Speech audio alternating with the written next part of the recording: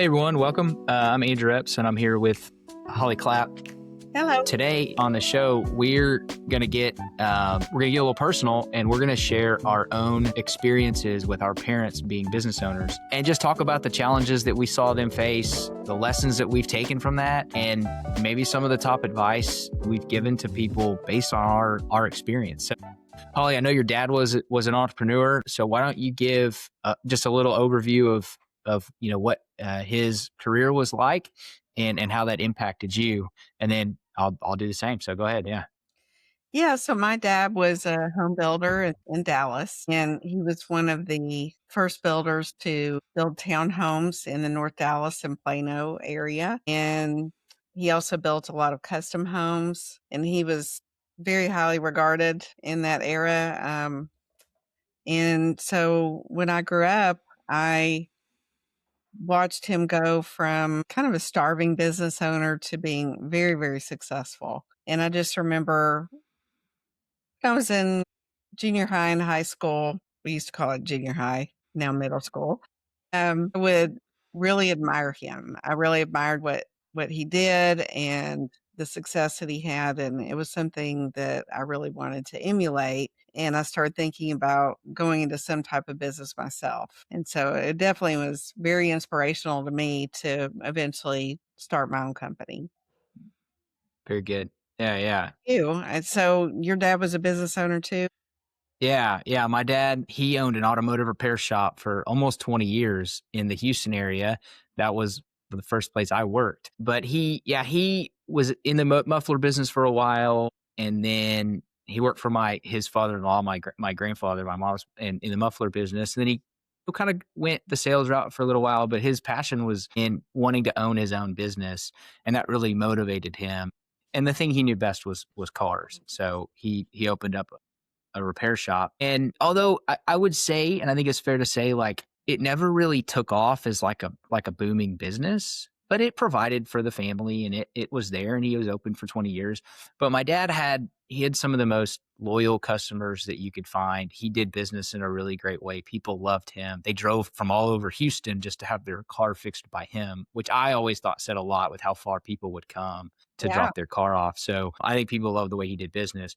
But I don't think he ever really well, I'll get into the challenges here in a little bit, but I think maybe the scaling was what some of the challenges were. But yeah, great customer base. He had a great business for a long time, and it was just a big part of my childhood, just having a dad that could fix anybody's car.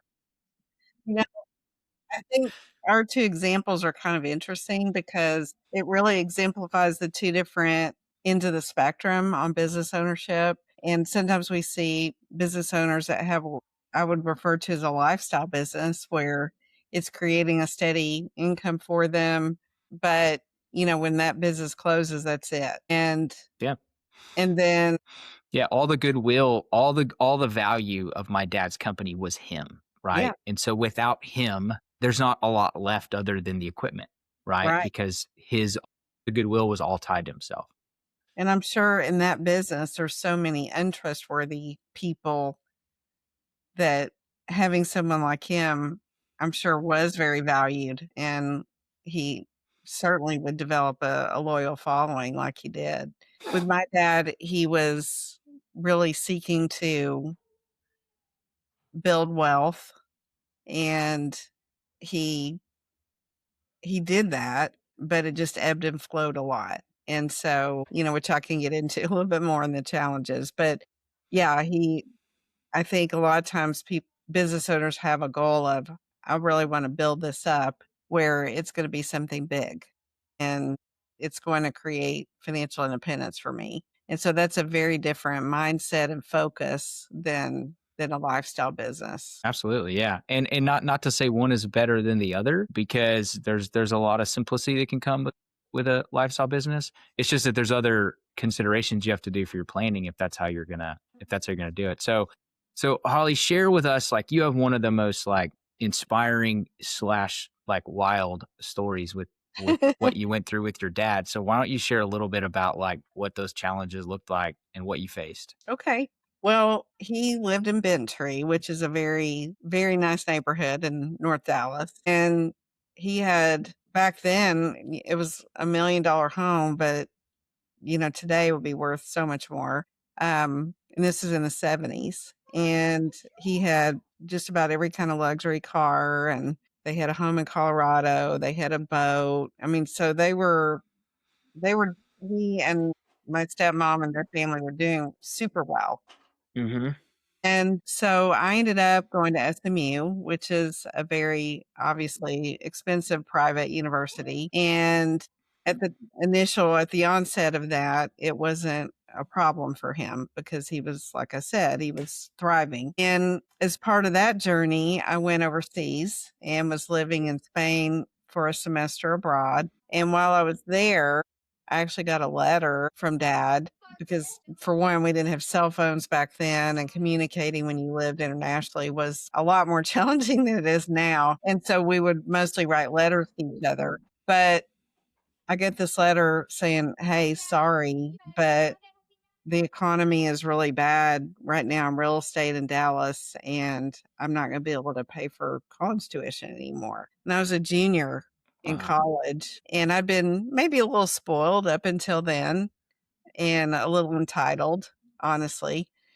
And so that was shocking to get that letter, but, certainly didn't blame him. I wasn't upset. I understood that he didn't have any control over it, and I think part of the reason he had waited so long to let me know is he kept hoping things were gonna turn around, and he was very embarrassed by the change in circumstances, and, so it was a big eye-opening event for me. Yeah. No, that is incredible that, that it was going that well and then went that poorly so fast. Well, for So, yeah, those that was the mid-80s, they'll remember that we had a savings and loan crisis and a big run-up in real estate. Some of it was based on fraud, nothing to do with my dad. My dad was a good person.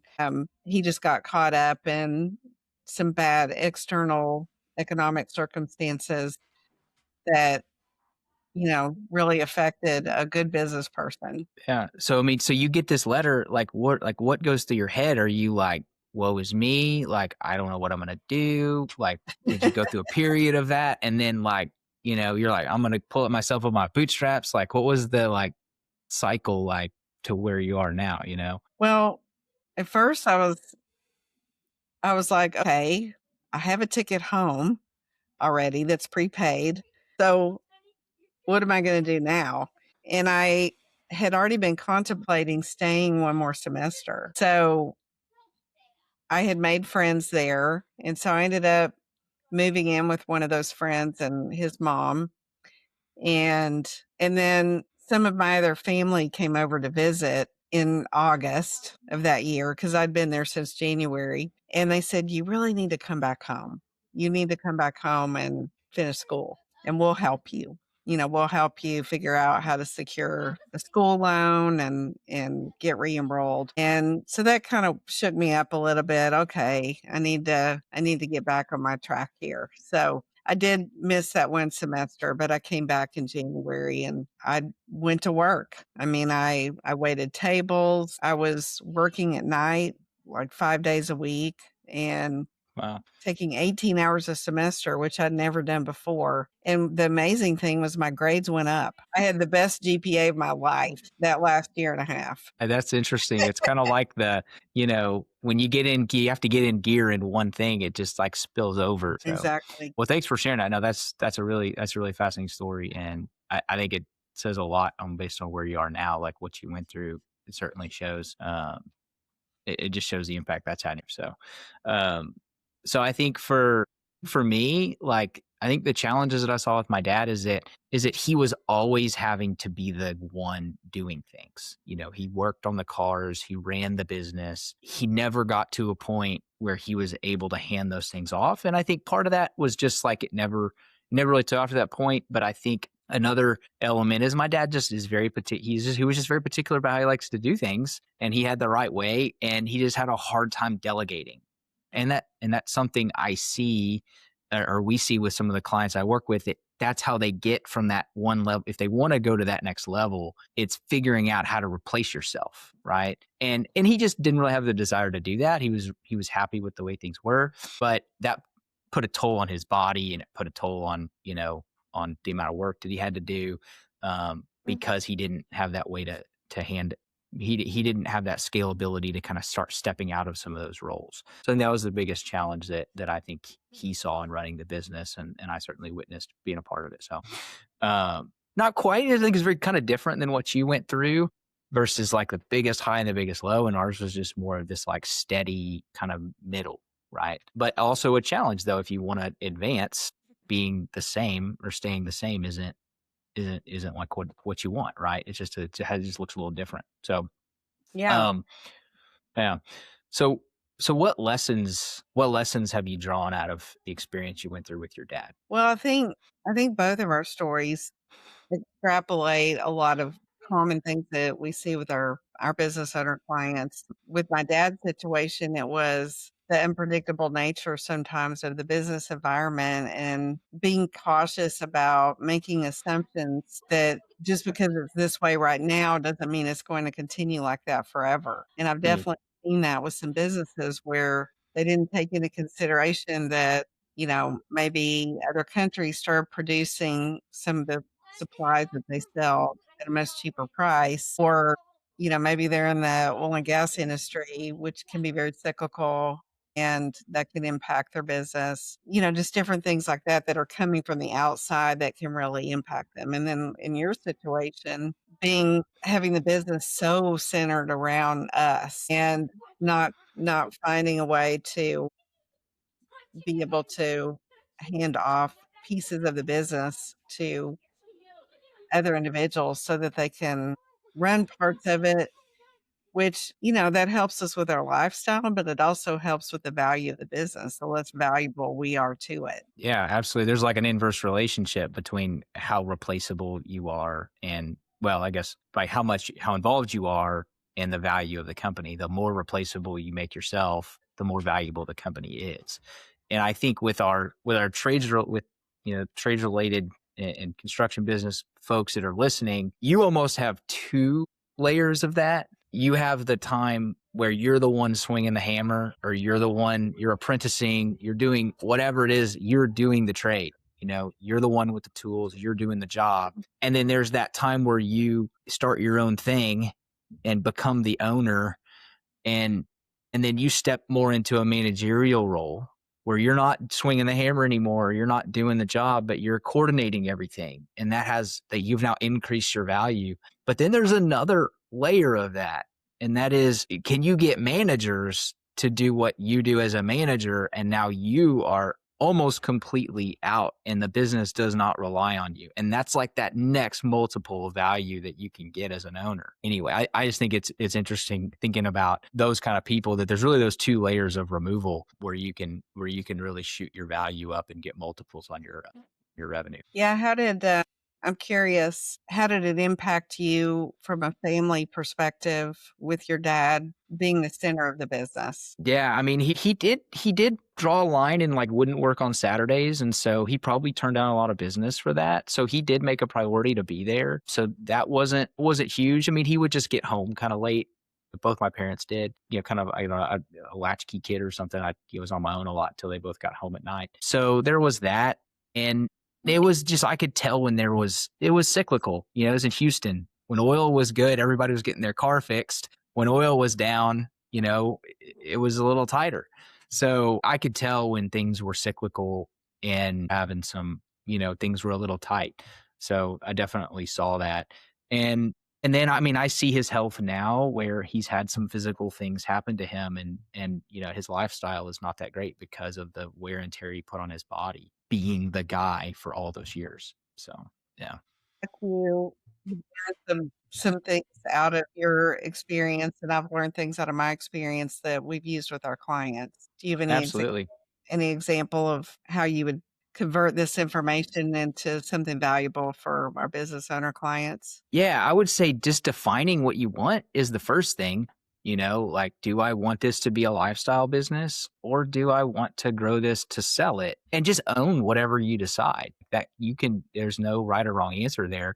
I would say if you are going to go the lifestyle route, like the best advice I can give is save as much as you possibly can out of the company. Treat it Definitely. like you almost have a regular job, like you're not building anything that's going to sell, or not very much, not for a high multiple. You have to build independent wealth, or you should be very aggressive about trying to build wealth outside of the company. So that's the first thing I would say there. And if you're somebody that somebody wants to grow the value, kind of goes back to our last episode where we talked about how do we think about that in terms of our own financial freedom, and what are the things that you can do to have the most impact on that value. Yeah, for sure. Um, What about you? yeah, for me, part of it is planning ahead.